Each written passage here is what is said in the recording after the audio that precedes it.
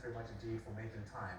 You have pushed back strongly against some of these countries imposing travel bans so hastily. Tell us why.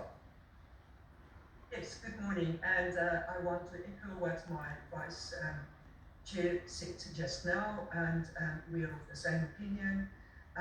So you cannot impose such restrictions hastily after scientists did due diligence and report what they have seen. At least South Africa is transparent in what we are seeing. And so the moment when our scientists told the world there that they have seen a new variant with more or less 30 mutations, 30 to 50, they don't really know what it means, whether it will mean something going forward, they were clear about that. Immediately, it is like a knee-jerk reaction. We have been put on the red list nearly across the world. I need to say, no one can say that it started in South Africa. There's speculations that it came from Botswana.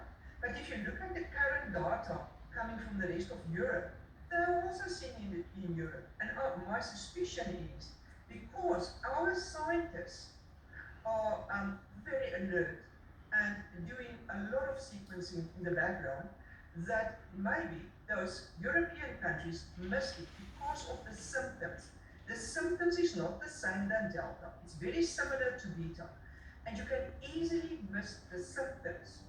And I think what happened with us in South Africa as clinicians, the fact is that we have nearly seen virtually maybe 1 or 2 patients per week the past 8 weeks, 8 to 10 weeks on COVID-19 related symptoms.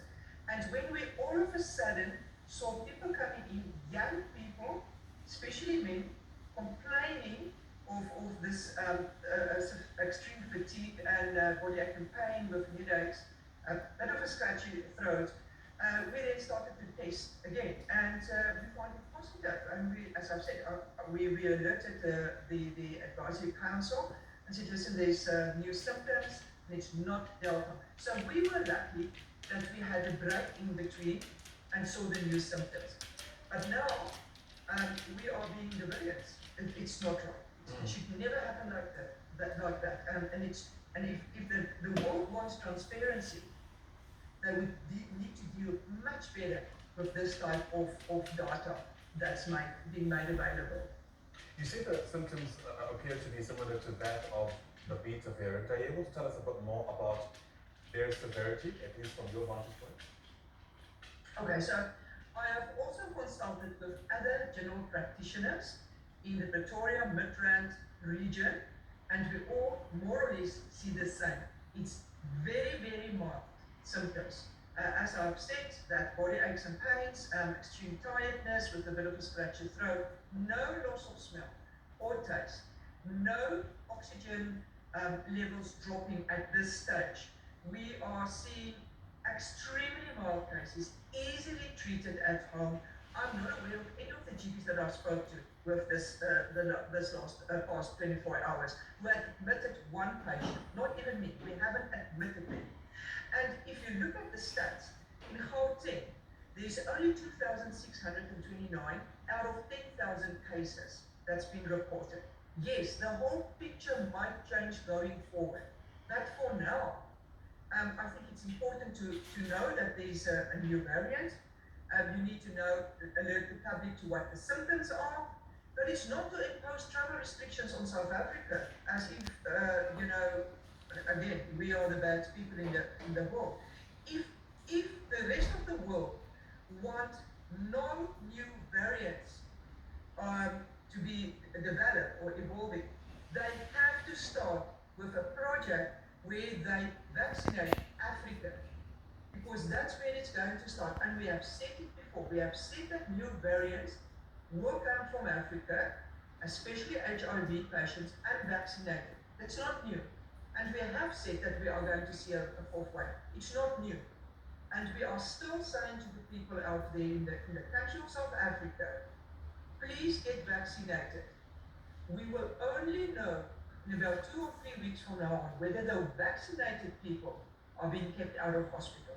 For now, we do see infections in the vaccinated people, again, extremely mild, but a big might change. Right. What's your response, Dr. Kutsia, to governments that are saying the last time we were here, we came under fire for not responding quick enough when new variants were emerging? Now that we are, we're still coming under fire. It almost seems that they're damned if they do and they're damned if they don't. What's your response to that kind of retort? I think what we need to do, one needs to, because this is something I have noticed. Everyone is going on about the science behind the variants, and very little is ever communicated around the symptoms. So, if you as a country wants to protect your own people, look at what is happening, alert your people, say there might be possibility of this going forward. But there's no ways that you can just have this type of knee-jerk reaction and say, now you are safe. You're never going to be safe. I can promise you that if you look at, especially the UK, they've got a high number of cases. Look at Netherlands. Their index of cases are extremely high. And I'm telling you, they have already been seeing this variant without them knowing it. And now you want to impose restrictions. I would rather do it differently. I would sit with the countries and also look at the clinical picture, look at the science, and see how many people are affected. And then say, what can we do? What is the stats on the vaccinated people versus non-vaccinated people? To do it the way that you are doing, that has been done to South Africa, is totally unacceptable. I cannot, I'm sorry, there's no ways that I can go with. There is a lot of reaction to what the international community has done in response to Omicron. There's anticipation to what we here at home are going to do in response to the mutation itself. If issues anything to go by, the president is going to speak soon. Speculation already that soon might be tonight. There's been no official confirmation, but as far as you're concerned, if the answer is not a lockdown, really, because of the economic fallout, what should the president say the moment he speaks? Restrictions on mass gatherings. That's where it started, and that's what you need to stop. The raves, I'm sorry, I know that the young people want to rave, but you can go to rave after you have been vaccinated and make sure that the whole rave group is being vaccinated. Otherwise, that should not happen. We need to be strict on that. We know December is going to come. People are going to gather again.